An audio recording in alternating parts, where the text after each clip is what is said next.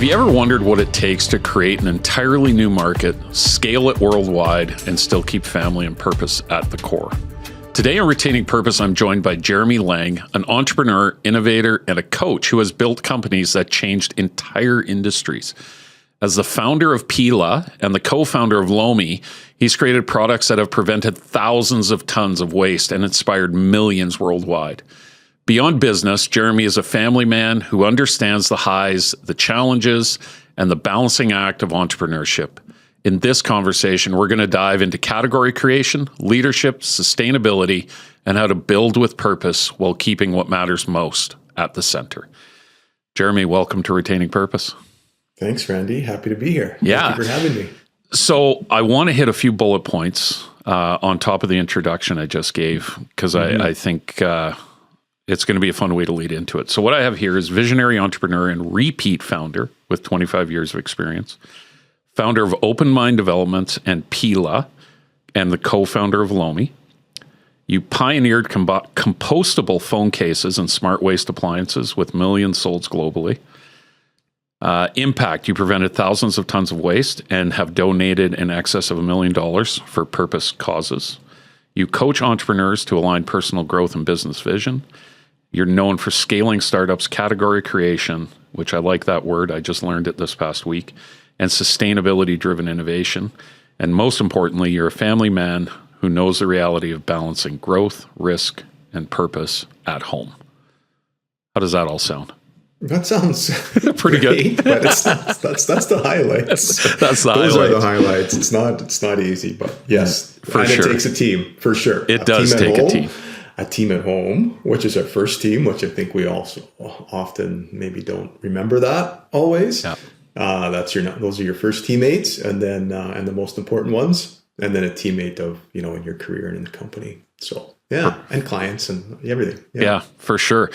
So Jeremy, I want to start by asking, where did this entrepreneurial drive come from? Often we hear serial entrepreneur. I think it's actually quite overused a lot right now. I think they link a lot of just small business owners as serial entrepreneurs. Right. You are probably somebody I would put in that category of serial entrepreneur, knowing what I know of you. So where did this drive come from? Yeah, it's sometimes I wonder what's wrong with me. No, I can't stop thinking. It's like, I don't know. I've always been curious about how things work. Yeah. Or I remember taking things apart, like as a kid in the garage, like whatever, little cars or batteries or, just taking things apart. I couldn't always get them back together, but just always, curious about everything, like things in nature, how things, and I don't know, I think probably got that a little bit from my dad. Like he was always when we're driving, be telling you about whatever, like most dads. Yeah. Like, Yeah. Yeah. And You were listening. That was the difference. I was listening because we had nothing else to listen to, right? It's like, it was either that or CBC radio kind of thing. But I've just always been curious, and I kind of always wanted to start my own company for some reason. But early on, I fell into the do what society says, like go to university, get a good job, work for a company, climb the corporate ladder, which I was doing. And then, we can get into that a little bit more, but I was I was doing really well, but I wasn't feeling well because I always wanted to do something else. So that kind of led to self-work and starting the companies. But I still now even, like I have a list of 10 products and ideas I want to start, right? So it's just like, but I mean, everyone has ideas, I think. It's just a matter of taking action on them. But maybe everyone doesn't have ideas, but it's finding the right people to help you get those ideas to market or do something with those ideas. Yeah. And so for you, you went to university. So you're in Saskatoon, correct? Yes. Yeah. So you go to university in Saskatchewan. What did you take? I took soil science. So agriculture, soil science, and environmental science. And not that, like my family, my dad grew up on a farm and I had friends who were farmers, and not that I didn't know what I wanted to do, but I knew that I wanted to be outside and do something in nature. And we grew up camping a lot. So always outside in nature. And then I remember just even the whole draw. My first job was in Alberta. So the oil and gas industry kind of excited me. Everyone was going there, but I liked the idea of like working with heavy equipment too. So I got into environmental consulting and cleaning up contaminated oil and gas sites across Alberta, BC, Saskatchewan. Yeah, and then kind of started climbing the corporate ladder from there. But like being outside, solving problems, cleaning up the mess, like that's kind of how I got started in that. I guess that's early sustainability days too. Like just thinking in the back of my head, it was important for me. Like, okay, you know, there are these messes out there that are contaminating the land. How can we clean them up? And so being that was, I guess, near to my values as well in that industry. Yeah. And then that obviously, kind of like you've said, that was a bit of a catalyst for where, you know, the future took you. So how long were you working for the man, as we call it, before you know, or I should say during, because I think like most, probably your entrepreneurial journey started when you still had a 9-to-5 job. Yeah. So how long were you at it before the bug really took you? It was 7 years into my career. So 2000 to 2007, climbing the corporate ladder, like I said, doing really well, but I always wanted to start my own company. So I started doing, well, my wife, I remember, bought me a book, and I was never really much of a reader. I would listen to things, but she got me this book. It was called The Greatness Guide by Robin Sharma. And we were on vacation once, and I remember just reading it, and there was one quote that was like, hell on earth is being on your deathbed and meeting the person who you could have become had you taken that risk, taken that chance. So we had just had our son now in 2007, and I read that, and I'm like, I always wanted to start a company. So I started a company called Open Mind Developments. And the idea was to look at things with an open mind for a different view. Nothing else matters, from the old Metallica song. But I didn't have a product in mind, but I started looking for problems to solve. And so, I mean, I had little inventions, you know, I always had different ideas as I was like in high school, like different ideas to use flax for, or, you know, just crazy off stuff. Yeah, and some of it in your agriculture. Yeah, that's right. Yeah. And then I remember as a boy seeing flax straw being burned, and it seemed wasteful, and learning how strong the fibers were. And so I wanted to make a use for that. So anyway, that led into looking for problems to solve. And then that led into, we were on vacation in Hawaii in Christmas of 2008. And we were digging in the sand on this beautiful secluded beach. And there were little pieces of plastic everywhere. My son was a year and a half at the time. And I'm like, who would litter on this beautiful beach? Like, I couldn't believe it. I'd never seen that before. And why does my son have to dig in someone else's litter? Like, who would do that? And then I learned about the Pacific Gyre, and we all do it. It's the plastic, right? It washes up in the ocean and washes up on the shores of Hawaii. And then I'm like, well, that's a big problem. Like, it's an amazing material, but we don't have the end of life figured out. So that was a big problem to solve. And then I looked into alternatives for that, and I found out about these polymers that were biodegradable and compostable, but they're very brittle, so they had limited applications. So that made me think, well, what if I combine it with this flax straw waste, these fibers, combine those two materials together to make a material. I called it flax stick. It was biodegradable, compostable, it was strong. And then I needed a product. And so I needed to solve another problem. And I saw that the iPhone 4 had just come out. So this is 2009-ish. This is like right at the start. Yeah. And everyone had one. And again, feeling excited about being around that, like just that it was like just the hype, right? Everyone had one. But it was also a problem. Most people would keep their phone for 2 years or 3 years, yet the case to protect it would last for hundreds or thousands of years, end up in landfill. So started by making the world's first compostable phone case called Pela in 2011. Launched the very first one July 7th, 2011. So and then did that found partners in 2015, 2016, really grew in 2018. But I still worked as a full-time consultant up until, the end of 2017. So did it on the side, built it slowly, and then finally we had enough revenue and a team and partners involved where I could start paying myself, and my partners could take a salary as well. So, so it was pretty much 10 years of doing it for free on the side. That's crazy. Kind of thing. So, like, if we go back to what you just said, where, it takes a team, right? and the number one team, of course, is your family. So for 10 years, you're working a full-time job and then working out of your garage. Like how basement, garage, injection molding machine. But it would be like, I'd get up at 5, work on Pela, go work a full-time job, come home with my wife, and, put our son to bed, and then we would fill out orders, like handwrite orders, notes. Wow. Like we were getting like 10, 30 orders a day kind of thing. And then, the next day, sometimes our kids would help out. My in-laws would help out, like pack orders and get them. And then we'd run to the post office and like boxes and carry them there. And then it kind of got to the point where I realized I needed help. So in 2015 that I realized I started working with a coach. Yeah. So again, working on yourself. And I realized that, my strengths and weaknesses and what I liked doing and what I maybe wasn't that good at. And I knew that I knew how to make the product. I had this big dreams for the company. Yeah. So I had the vision for the company, but I realized that I didn't know how to market it and I didn't know how to scale it. Sure. And that's when I found my partners who knew how to market and scale. And then the three of us came together and that kind of took off from there. And then it grew quite quickly. I remember it got to a point when we were kind of doing, I want to say 100, 200 orders a day. And like, we couldn't do it anymore. No. It was wearing us out. And then we had to just like, you play it till your fingers bleed basically, right? Like, and then you need help. Like, so, yeah.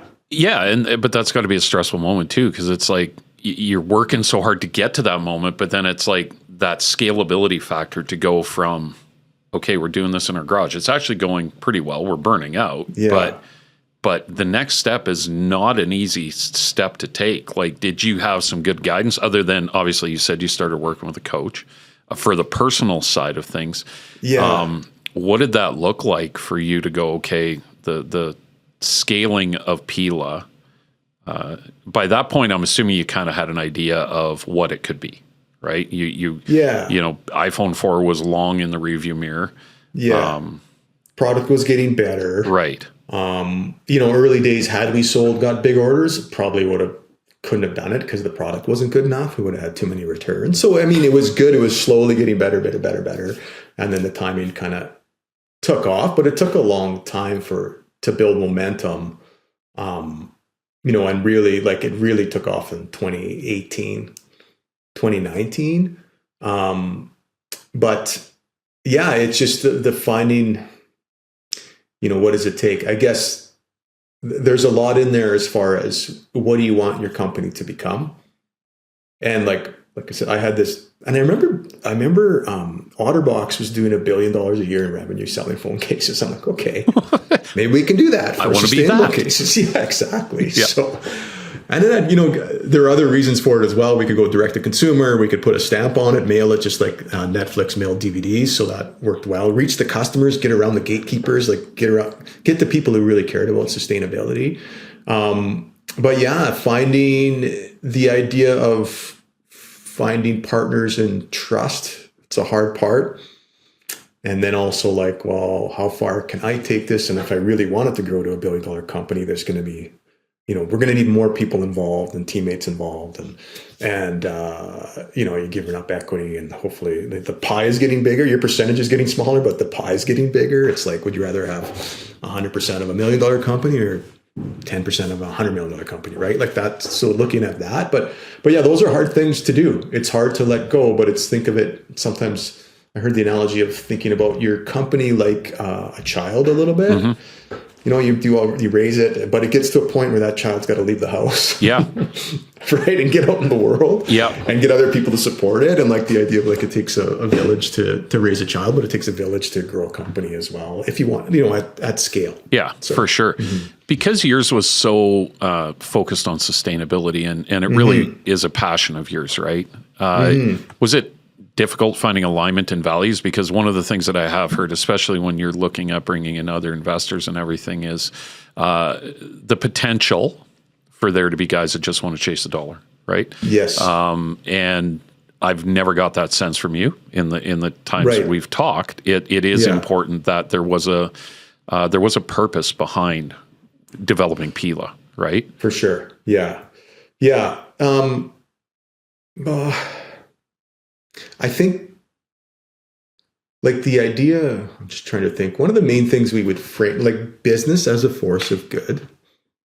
I really believe that. And that's maybe the most, if every business was a force of good, like as a vehicle for good, right? And good might be, hey, you're going to buy a phone case anyway. If you have a more sustainable one versus a less sustainable one, why not buy a more sustainable one? Like that. And then how about this is a vehicle, maybe we can donate some of our profits to whatever, a for purpose as well, like that.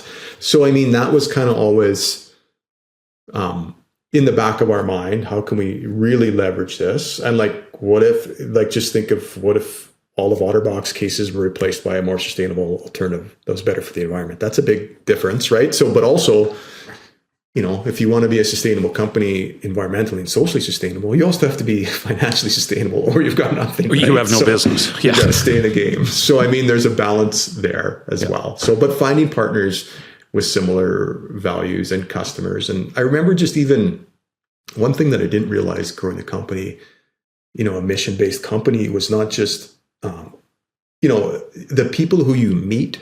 Like you'd be talking to someone from wherever, a supplier from, you know, Europe somewhere, or a customer from Russia, right? Early days. And like, it's almost like you know them because you kind of know they have similar values, like they actually care about the environment, like that type of thing, which was really, it was neat. Something that I didn't think of. Starting a company, don't think of, geez, I'm going to meet really neat people around the world who have similar values. You know, so that was a neat part of it as well. Well, and I'm sure it gives you energy when you're, you know, I'm sure there were moments where you're questioning the viability even of what you're doing, or the sanity of it. Yes. Most days. Yeah. And sure. and then all of a sudden and I've experienced it where you have these conversations and it's a conversation that validates you're right.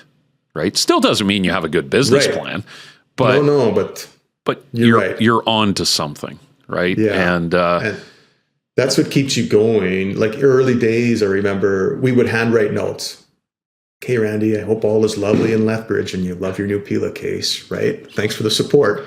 And then sometimes we'd get notes back. Like people would return their old cases and send them back and just thank you. I mean, but those little things, even when they didn't reply, just knowing that maybe I'm making your day a little better. You know, like my wife, when I would write these notes, was kind of, it sounds cheesy, but it was kind of neat to make thinking, hey, I'm making someone feel better. And now I'm actually giving them, they feel better about their choice of this phone case. And, you know, you're getting out of the head and into the heart, like all that emotional stuff that goes with it. So I just had to laugh because Levi's sitting in the room here, which you met earlier, and I just saw him pick up his phone case and look at it. So there you go.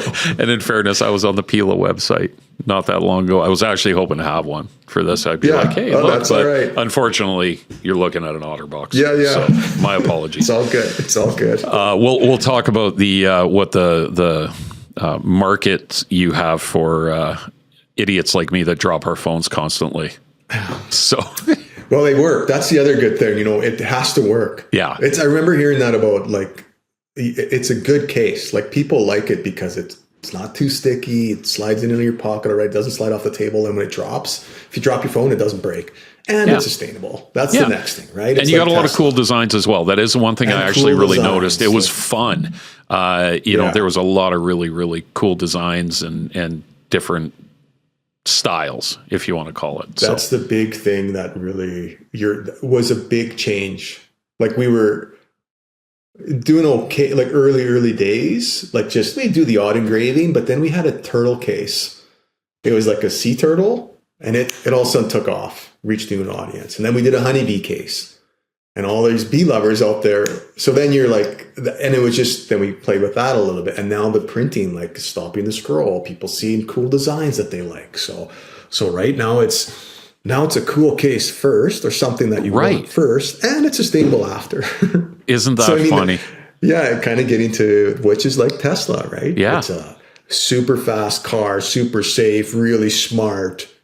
And it's electric. You know what I mean? That comes after. So yeah, absolutely.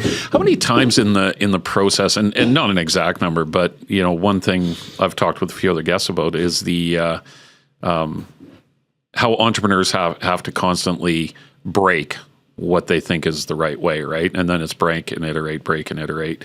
Yeah. What did that journey look like for you, like as you're going through? Because not often the business model you start with is the business model you end with.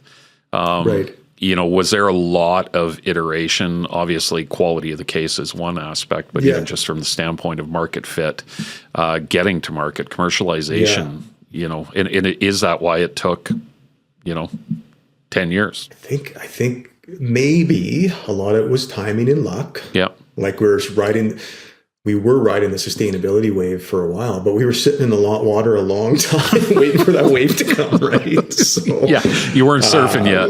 No. But then being ready for when that wave does come, can you surf it? And we got into a lot of different products as well. Like testing, it's testing on the marketing side, it's testing every day, basically. But product side, we got into sunglasses. And then we tried flip-flops and pet products and backpacks and okay, I did not know this. Yeah. And retail. Well, you didn't know it because it didn't work. but no, Fair. we tried all that stuff, right? And now we're getting back to cases alone, that's a big market. What if we just focus on that, right? Get great at this. Yes. And kind of ignore the rest of the noise. Exactly. Kind of what Apple did, right? Yeah. When Jobs came back the second time and got rid of all the products and just keep this simple. So there are so many things you can do with one case alone. Like you said, all the different prints, all the engraving. Now we add a few more accessories on and we can expand into that, but sticking in that wheelhouse. But we tried to get into pet products and this whole sustainability, what else can we make more sustainable? And can other people use our materials to make their products more sustainable? Which we tried, and it's hard, and it's let's just stick to what really focus on what we're best in the world at, and grow it from there. So love it. Yeah. So 2017, I think, is that when you hired your coach? Well, 2015. 2015. Okay. So 2015, you hire a coach, and this is now the moment in Jeremy Lang's life where it's like, I got to start working on me. What did that, was there a catalyst, number one? And then what were you hoping to gain out of this from I need to be better at leading? Right. So, I was always doing the self-work, from 2007 on, journaling in the morning and goal setting and reading and all of that. 2015, and it came to a point where, we're 4 years in market with the case, but 5-6 years in R&D, the whole time. And it was Pela everything, weekends, evenings, vacations, everything. And growing, but not growing to where I thought we'd be growing at. And so then I'm okay, the best athletes in the world have coaches. And multiple coaches. You want to be best at anything. Business leaders have coaches. So I started working with a coach and basically, like I said, identified my strengths and weaknesses and realized that I needed help marketing. And then I applied to this entrepreneur event that was highly curated, and it was in Napa Valley, and it was put on by a Canadian, Jason Gaynard. It's called Mastermind Talks. And I literally got vulnerable and said, I need help. I'm down to my last $10,000 and went to this event, which was about $10,000. So spent the last amount of money there. And that's where I met Matt, our CEO and marketing, first money in, and Brad, our chairman, he was there as well. So that's kind of where the initial kickoff, and then started working together over the coming years from there. So I think it's a little bit of, I don't know, you get to the point where you're somewhat maybe desperate. I need help. Realize that finally, Jesus, I do need help. And it was so weird because I grew up playing team sports and hockey, and I'm total team player. I know you need help. But when it came to my own company, for some reason, I was maybe shy to open up and ask for help because maybe I don't know why. Maybe I didn't want other people to see the cracks or whatever. So that was a hard part, was to, it was, and I remember when it went from early on, I remember I got a big order, early days, it was 1,000 cases. I'm oh, geez, maybe I've got this. Maybe I do. Some people do want this. But the bigger change came when I met people who, partners and other people, were we've got this. Not I've got this, we've got this. And like, yeah, I've seen that this dream you have, it's not crazy. I've seen other companies, or I've done it with other companies. Like, so I think early on, you dream these things, but you don't truly believe them until other people believe in you and believe what you're doing in customers. So that's a big part of it too. Yeah, someone just said a week ago, which is a great quote, and I have no doubt you've heard it, which is, if you want to go fast, go alone. If you want to go far, go together. And I think entrepreneurs as a whole, it is fast moving, right? And it is easier to do it by yourself because it's just making decisions now on the fly. But there is a point where it's, that's only going to get you A to B. And if you have any idea of Z, you better figure out who you can make that journey with. Exactly. And is it easier when you're doing every single thing? It's not. You know what I mean? You think it is. I'll never forget we were just like, this is 2019. So really starting to hit our stride, and we had about 5 staff and still like kind of not enough staff. Like we literally making spreadsheets, and I'm not a spreadsheet guy, but like figuring out, okay, we got to make whatever 10 blue iPhone 7 cases. We got to engrave this, like handwriting it. And then this fellow Bernie, who like was doing the injection molding in Saskatoon and then moved to Kelowna with us. But he's the first one who let me in 2010, 11, when I knocked on his door with this crazy idea. He's like, yeah, I believe, let's go. But like, we're trying to figure out how many cases to make. And it like literally I still see it come up on my computer every once in a while, like handwriting and scratching things up and taking them to the engraver. Yeah. And I remember I was just stressed on this lady we hired. She's out of Toronto. Her name was Safa.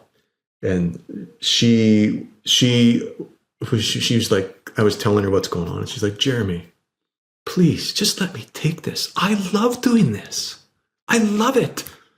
And I broke down. I remember I was driving back from Kelowna, and like, cause it was just so emotional that someone else and it was clear to me like, oh, you love that and I hate it. And finding the right people, it's like, you don't put Wayne Gretzky in net. Right. Great analogy. Some people are good. Yeah. So you got to figure out, what am I good at? And that whole like strengths finder, and like, there's a working genius assessment, which is really powerful. Like, what are you good at? Yeah. And then how can you find people, who can help support you, the right teammates to win? Yeah. Basically. Right. Absolutely. So, did you, working genius. So you and I both like Patrick, yes. and Mr. Collins as well. But anyways, with regards to the working genius assessment, you've gone through that before? Yes. Yeah. It's the best one I think I've ever seen. It's a great tool, isn't it? I know we did it around here, and it's enlightening when you realize there are others, like you just said, that absolutely love what is just not in your wheelhouse. And I think often when we're in the role of CEOs or just even upper management, we do it because we think we have to do it, and you end up becoming, jack of all trades, master of none, instead of mastering what you should be doing full time all the time, and then allowing others to succeed doing the things that they love. And when you start to do that, it is so I find it just crazy invigorating.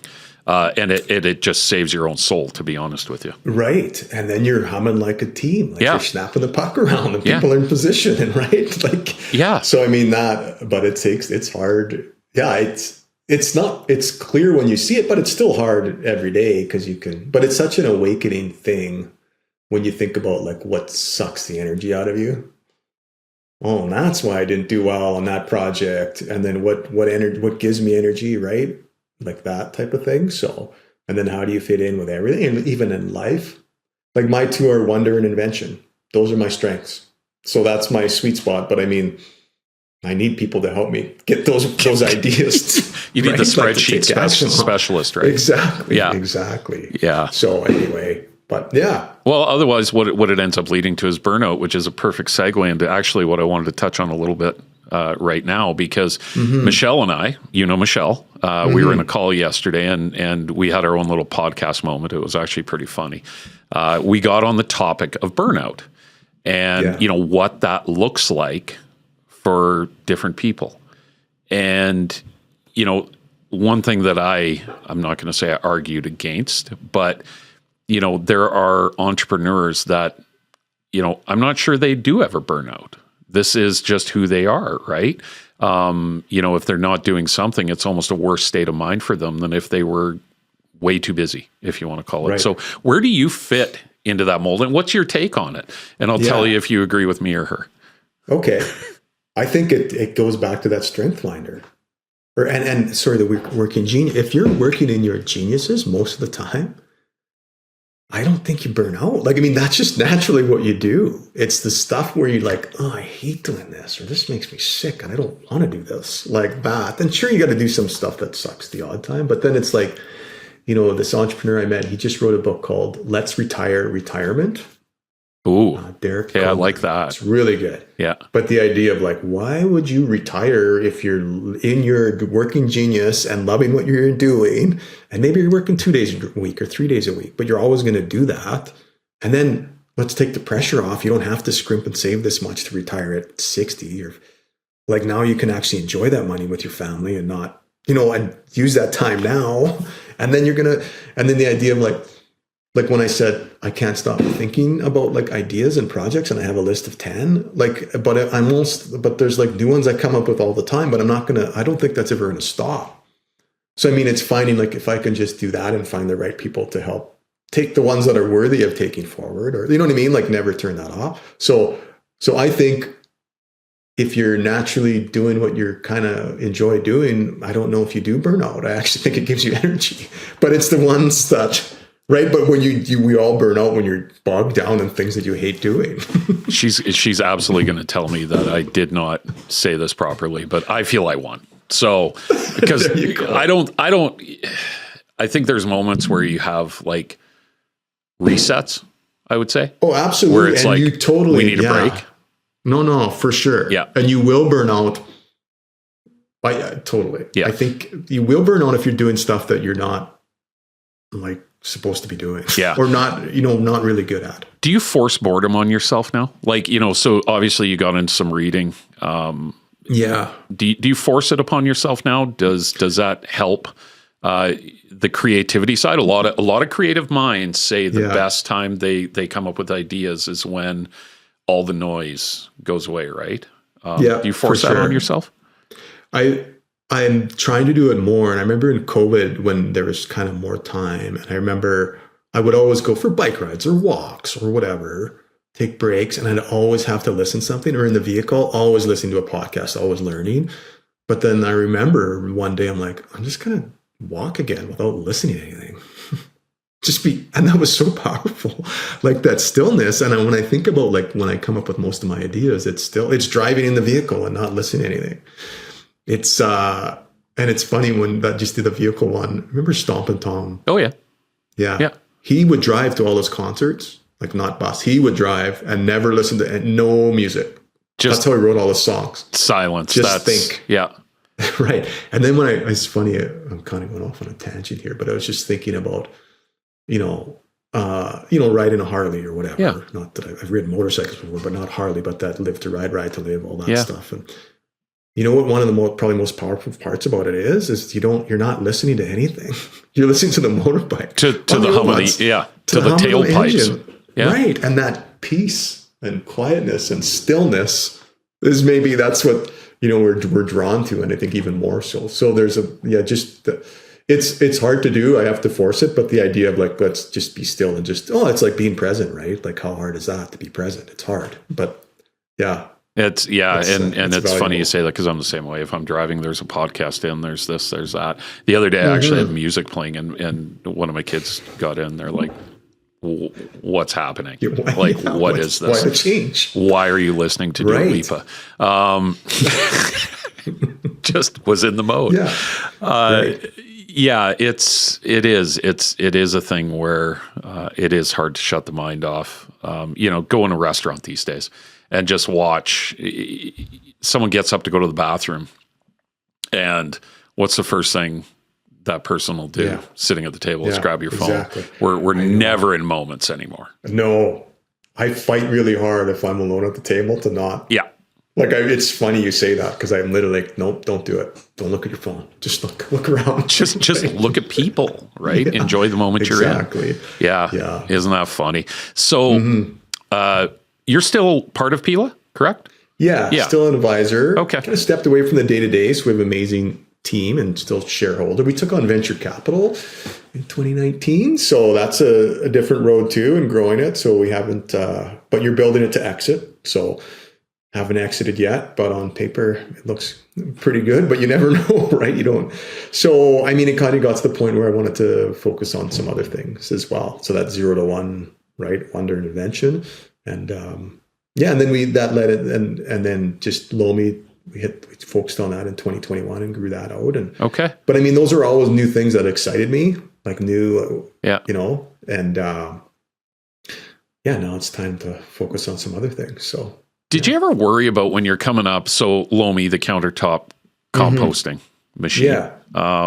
Did you ever worry about, as you're formulating these ideas, and of course, I think in our own mind we think they're great ideas. Did you ever worry about sharing it too early with people? Case was hard. I remember that first one was hard because it was just me, but when you have more people, and like that was such a flyer. Oh, it's so funny you say that. Even like when I started Open Mind Developments, like the company in 2007, I literally, like I have friends who are lawyers and accountants, and I didn't go to them because I didn't want them to talk me out of it. Say, no, why would you start a company? You don't even have a product. So I literally did it online and got this thing in the mail, this, your little kit of, and I remember getting in and telling my wife, okay, I've got this company and we just got to figure out how to make money out of this thing. Right. But so there was that. Lomi is a different story because it was solving a problem. So was Case, but it was like more of a flyer, it was believing that I think people would want this if they really knew, right? And Lomi was like, okay, we've got this compostable phone case, but the infrastructure isn't there for compostable products. Not everyone has home compost. Not everyone has access to industrial composters. Industrial composters don't like really necessarily biodegradable plastic because they don't know if it is. Right. So it just looks like plastic. Exactly. So guess what? They sort it out and it contaminates their loads. And guess what they have to do? They have to pay to haul that plastic to the garbage. So they're not getting so we're like, well, what if that's a big problem. And it took years of us okay, well, that's not going to change. So we'll change it. So we'll create a device that takes our phone case and other compostable products. And along the way, because we set our North Star was to create a waste-free future. That was our mission. So we were focused on keeping plastic waste out of the landfill. But then we realized how wasteful food waste was. That's not waste. That's nature's fertilizer. The worst thing we can do is put in a landfill where it creates methane. It's got to get back in the soil. That's how it's been. That's how the world works. So that one just made more sense. I guess where we were shocked was it hit a nerve. It really took off on the crowdfunding campaign. Oh, so you crowdfunded Lomi? We crowdfunded it on Indiegogo in April of 2021, and it was the largest crowdfunding campaign of the year. And I think the largest environmental technology one ever. So we pre-sold 20,000 units at $500 a pop. And but it was preloaded. We had hype from Pela and Lomi, but the video really took off. It hit a nerve with people, and just timing. I think people kind of were starting to care about the environment there a little, more. And so that hit. We didn't think it would be that big, but it really took off. Yeah. And now, now you have a Costco package, I noticed. So yes. Yeah. It's unreal. Same thing, right? Though, when you talked about other things that failed, pre-COVID, we were getting into retail for cases. And that was tricky. You get into the big retailers, you think it's good, but they got different buyback things and and it was Hamburger Hill a little bit to a point. So we're then it happened. It was good we weren't too deep into it when COVID hit, that we could just go back to direct to consumer. And even there's so many things, just the obstacle is the opportunity, right? Or the obstacle is the way. But the other thing was we were making 70% of our cases roughly in China pre-COVID and 30% in Canada. And then COVID hit about 2 months early in China, and they're like, hey, this is coming. We're going to shut down in China. So we're like, oh, okay. So then we ran our around the clock in Kelowna making our cases. So now that became our competitive advantage because everyone else didn't really have inventory because they made all their cases in China. And now we make 80% of our cases in Kelowna, and soon to probably be 100% because we got it to the point where we can make them for the same price, basically.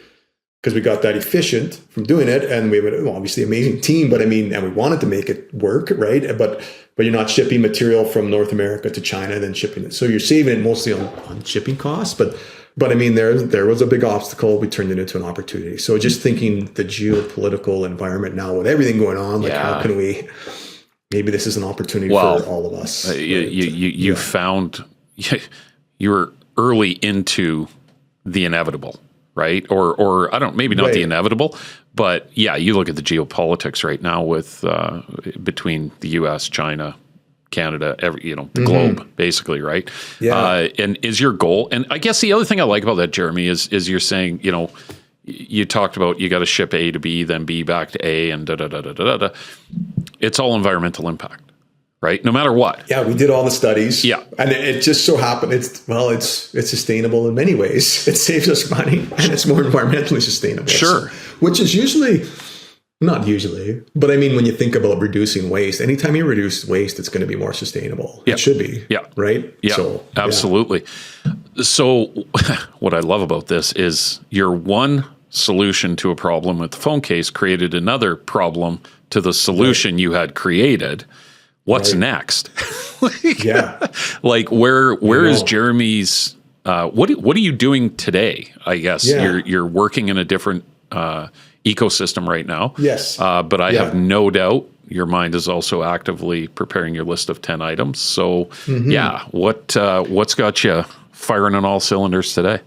Yeah, so part of my time I'm helping getting back into the local ecosystem here, the entrepreneur startup ecosystem. So helping other entrepreneurs with that. And then I do have another company that I've been kind of in stealth mode that I'm working on, and it's more for fun that I love. I've told you about it, but maybe we'll keep it on the down low for now. But it's basically creating. See, you're afraid to share it, right? So.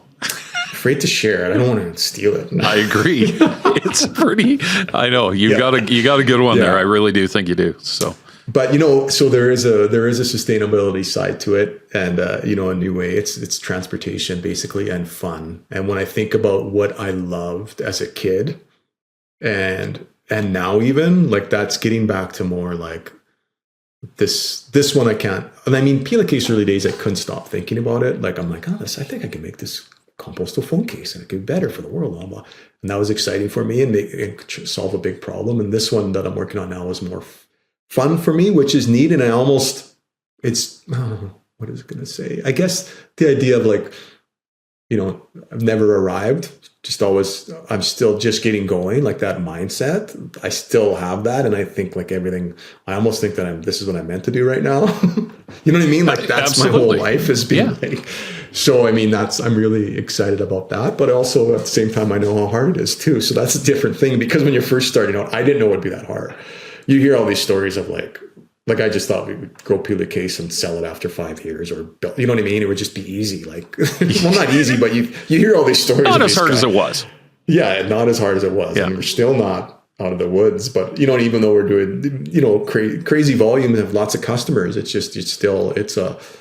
not easy. So you really, when people say you really have to, love it or enjoy it or mean a lot to you, it really does. Cause it's like, it's going to be a long haul. So if it's something, again, if it's something you don't really like, you just, it's not going to fizzle out. Don't do it. Don't do it. That's right. Just run for the hills. Exactly. Do you find it easier now? Obviously, the first one's the hardest, right?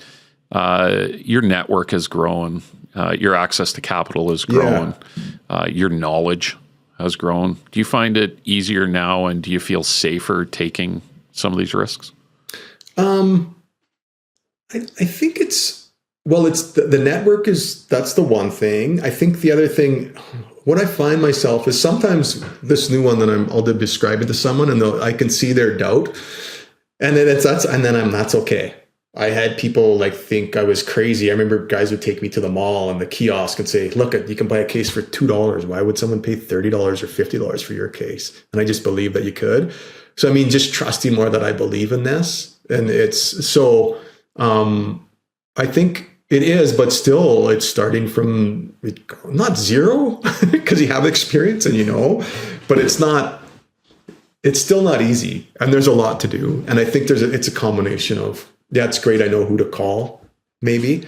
So I know what teammates I need to help, but also I know how hard it is and how, it can fail. But I mean, that's okay too, right? Like early days, I was scared to maybe show anyone about it because I didn't want to fail. And if they knew about it and I failed, then that was like hard on my ego, right? But now I don't really care as much, but I'm mature. But I mean, you get older. It's like when you turn 50, like you don't really care as much about what people say, right? And then what's the old saying? And then when you're older, you realize that people were never thinking about you anyway. No, exactly, right? Turns out when you die, a few people show up.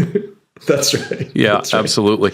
What are your, obviously your wife was heavily invested with Pela. Yeah. You're in your 50s now. I turned 50 in January. Well, congratulations. You're never going to catch up to me, but you're trying. Yes. What do your kids think about what dad does? Like, and have they got the entrepreneurial bug? Yeah, it's funny.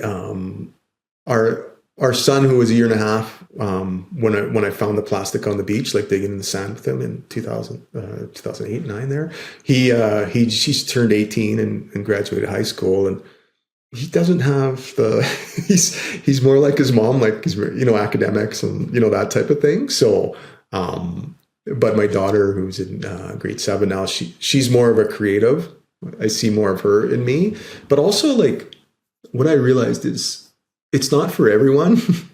Just like being a doctor is not, I could never be a doctor and maybe my son could, you know what I mean? I don't know, and like, it's like, you want to be good if you want to be an athlete, it's 10 years of dedication. You got to like enjoy practicing. You want to be an entrepreneur, you got to enjoy it. You want to be a doctor, you got to, like, it takes time. So, I mean, not so much. I think our son, he saw how hard it was and how much we grinded and how long it took and like, all that stuff. So yeah, it's funny to come around. Even on this next one, I'm like, hey, you want to help out with this next one?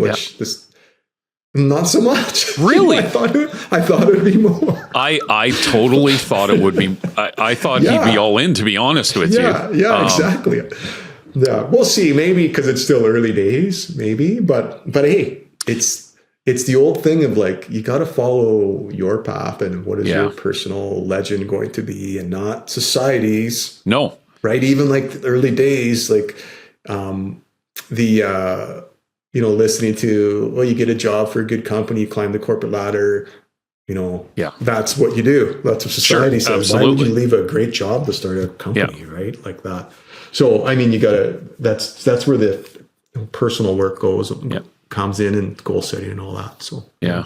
Oh, that's awesome. I know it is. I think we always hope our kids are going to want to kind of follow in our footsteps. Yeah, what about or whatever. Yours? Yeah. Mine, I work with both mine, so I'm lucky. I've got Nora, who's in the office on the landscaping side, and Elliot's part of the new business with Grow.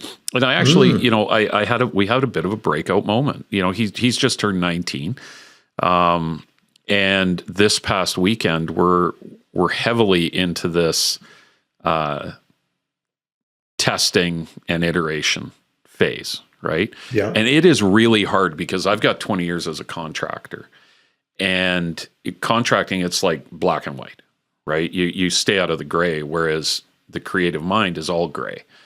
And I felt was a breakout moment with him on the weekend where, we're doing this one aspect of our business. And he finally just said loud enough for me to hear it, "This will never scale. It is impossible. So unless we change it, this will never work." And I thought, amazing. And then the next thing I said was, "So what do we do?" Right. And then it goes kind of crickets, right? Because nobody's nobody's used to getting asked, especially your own kid. Yes. But it's so cool to see that when you have those little breakthrough moments where their voice gets loud enough and they're like, this is never going to work. So I love seeing that entrepreneurial kind of mindset start to take shape. But similar to what you said, they're not tied to anything here. They're here now. And if they stay, great. If not, I want them to leave better than when they came. Right. Exactly. You never know. You're right. It might change. Like it's just a proof of concept prototype. Maybe when it's rolling, he'd be like, okay, then let's go. He said the other day, he's like, well, I don't really have a backup plan. And I'm like, neither do I. Like, that's true. And the other thing, and I didn't say this, but I should have said it, was good. I don't want you to have a backup plan, because if you have a backup plan, you're always thinking about what if. Don't think about what if. Think about what's coming. Right. Yes. And continue to shape and change. So yeah, it's a lot of fun, but it takes a village, right? Like you need a lot of support, and I'm lucky, I've got an amazing family that supports all the crazy things I'm into right now. And some of it's personal journey, like what we're doing right now. This just fills my cup. I love it. It gives me energy. You've really actually helped a really bad start to a Tuesday, which you are well aware of. So I'm going to leave this feeling a lot better and in a way better frame of mind. But yeah, you just love seeing, you love seeing them go where they're meant to go. And, right. For sure. And I just want to, like, the why are you doing this is like an important thing. And I remember when things were tough, like in 2015, well, even like throughout, even when we brought on partners and growing and all that stuff, and like, when things are, you're not home at home, or like, you're. I remember my wife said, why are you doing this? I'm like, well, I want to build this company and show it can be done and make, this money and be there for you guys and like save the planet, but also like create special memories with you guys and being able to do this and that. She's like, well, you're not here. When you're here, you're not here. That's hard to hear. It is, but it's true. Getting back to that, like, well, yeah, you say this is why you're doing it. Are you really doing it? Yeah. For that? And then, well, yeah, you're right. I am not present, or I'm not here. And then like figure out, okay, how do I make that shift? Like how much does ego play into that, right? Like that's just the reality. And I'm sure we could talk candidly about it. That's a whole other podcast, is how ego impacts what we do in life. And we link so much of the success and failure of something to our own personal success and failure. And in family life, I go all the way back actually to my marriage counseling. Right before we got married, we had to go sit down with a pastor, and it was a friend of my wife's. And he said it as clearly, and this is 27 years ago. Oh, wow. Good work. Yeah, thank you. And he told her, listen, men are just programmed differently. We are providers. Like we always, our value, our net worth, if you want to call it, is tied up in making sure we are keeping the family safe, that we are providing for the family. And, along with that comes some challenges as a spouse to that person. Because sometimes as the woman, you're not going to get what you want, yet we think we're giving them what we should be. Right. Exactly. If that makes sense. Exactly. So, it does make sense. Just tell your wife that one. I'll talk to her. Give her my number. All right. Last question, and then I want to get into a couple of rapid fires with you. You've been working in a global market. Now you're really kind of refocusing back on the Canadian entrepreneurial side of things. What are you seeing? How are Canadian entrepreneurs shaping up in the global market right now?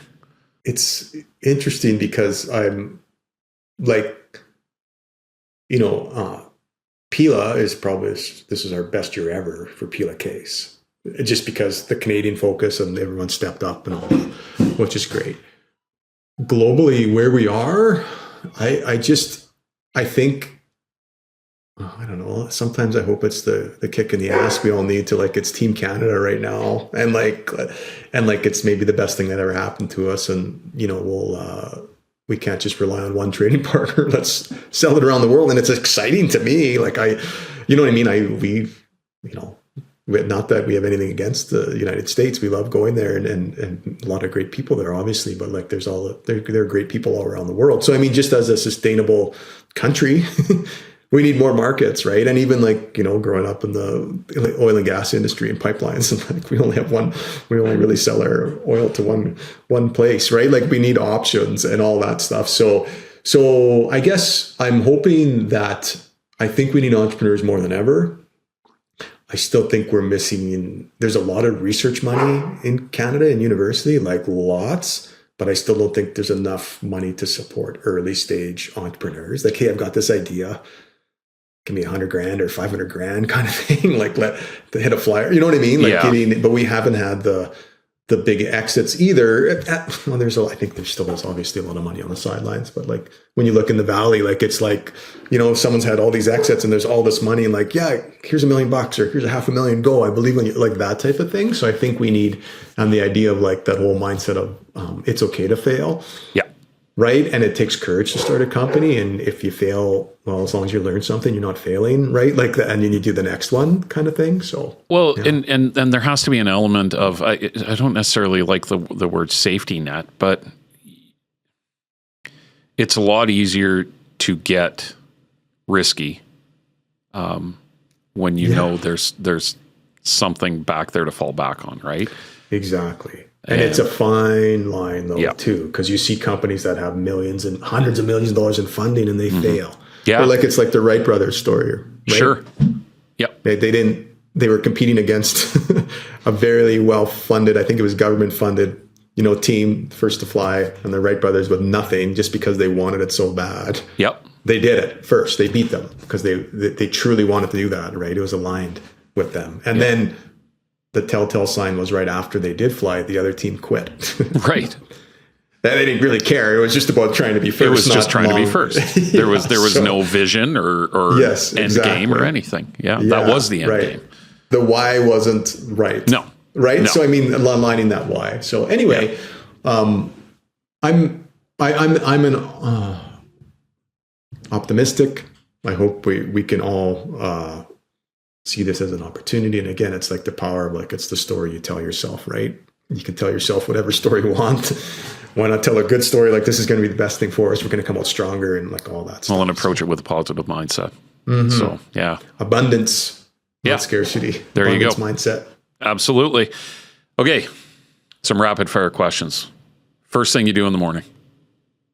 Don't say if it's, anyways. Yeah. No. First thing I do, I literally drink out of the tap. Drink water. I'm so thirsty. I'm trying to drink more water in the morning. Funny. And I got to tell you about a fun hack that I've been doing now for, oh my gosh, probably 5 years. When I brush my teeth for 2 minutes, I do squats for 2 minutes and I haven't missed a day. It just forces me to exercise first thing in the morning, get that done. And I don't like doing it, but I mean, anyway, just good for you. Squats or whatever. So it's a good little hack to get moving in the morning. I'm assuming you don't do that with anybody watching. No, my wife is in there sometimes just shaking her head at me, but it's okay. That's funny. You've become a reader. What is a book that changed, not necessarily how you lead at work, but how you lead at home? At home, I just think the Think and Grow Rich stuff, like that mindset stuff is, so important. And how do you show up? But it's hard. And being present. So, I mean, those ones, I think just the hardest thing is that I try to remember the most, but it's that being present. Like sometimes I look at old photos and like, I do not remember being there because I wasn't there mentally, you have family photos or whatever. So I mean just the concept of, if you're always living in the past or you're always thinking about the future, or you're not being present, you actually miss your life. Isn't that weak? Isn't that crazy? You could spend your whole life and you could miss the moments of your life like that. So, I mean, that's at home. It's just trying to, be the best that I can be, but it's hard, right? Like it's constantly, it's continual growing and learning and no one's perfect. Yeah. So I mean that side of it.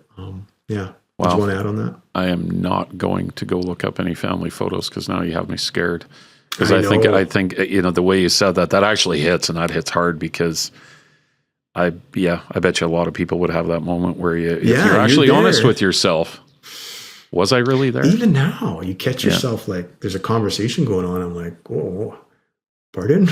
What did I miss? Right? But I mean, you literally can miss your whole life. If you look at it that way. Yeah. So I mean, those ones. That personally, that's that's it. Just trying to be present and grateful. And like, then the last time, when's the last time you're going to read a story to your kid? You know, like that, thinking of those type of things is like, yeah. Wow, so, your wisdom's just growing. It must be turning 50 in January. Exactly. Right. Downside like of the more hill. I know, the less I know kind of thing. Yeah, exactly. Mm-hmm. Any good podcast you're listening to right now? You know, I always go back to the old Tim Ferriss is always, I like how he kind of stays out of the weeds, you know, the political weeds, and like just, so that's a go-to kind of thing. And then one of my favorite ones is Moonshots. By Peter Diamandis. He started like Singularity University and X Prize, but it's all about abundance, and he gets top tech guys and like what's coming, like the most exciting that I love that, thinking like about the future and what the next 3 years, 5 years, 10 years looks like. So those would be kind of my go-to ones, I would say. Yeah. Nice. Advice you would give an entrepreneur about family harmony. And the reason I say harmony, and Levi's probably getting nauseated hearing this all the time. Everyone talks work-life balance. I reframe it work-life harmony. Or someone actually just told me this morning, life-work harmony, which I actually even like more. So yeah, question, advice you give entrepreneurs about family harmony.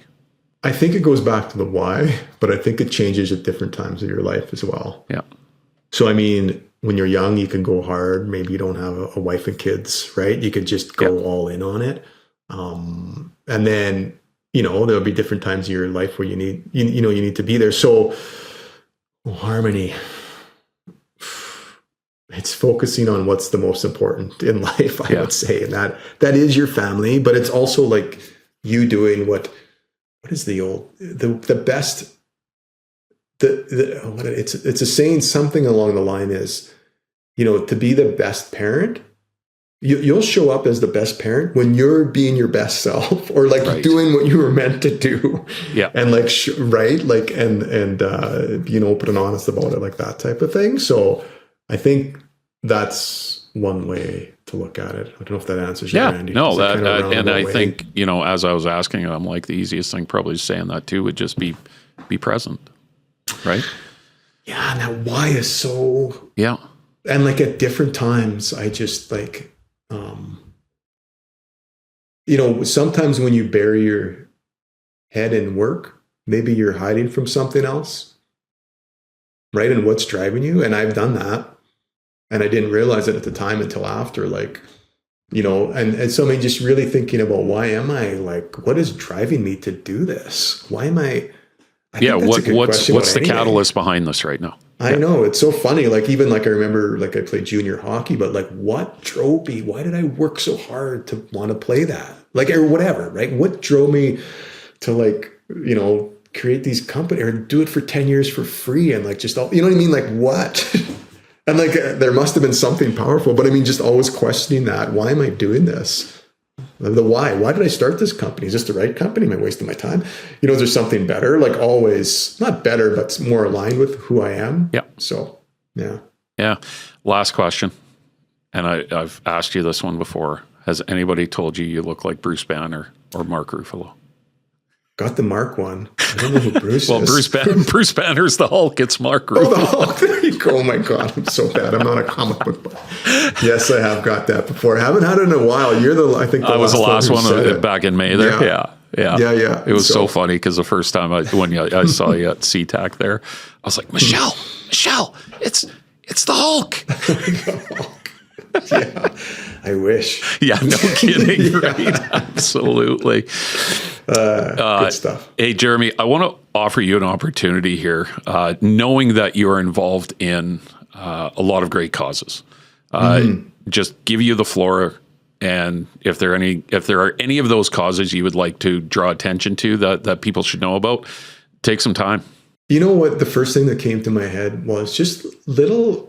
I don't think, like, the little things that make a big difference, like how we show up in the world. Like, I don't know, hold the door for someone, or smile at an old person, or anyone. You know what I mean? Like, we don't, those little, I guess it's going to sound cheesy, but when you look someone in the eye and, like, could be a stranger and you smile, like, I mean, you can brighten someone's day like that.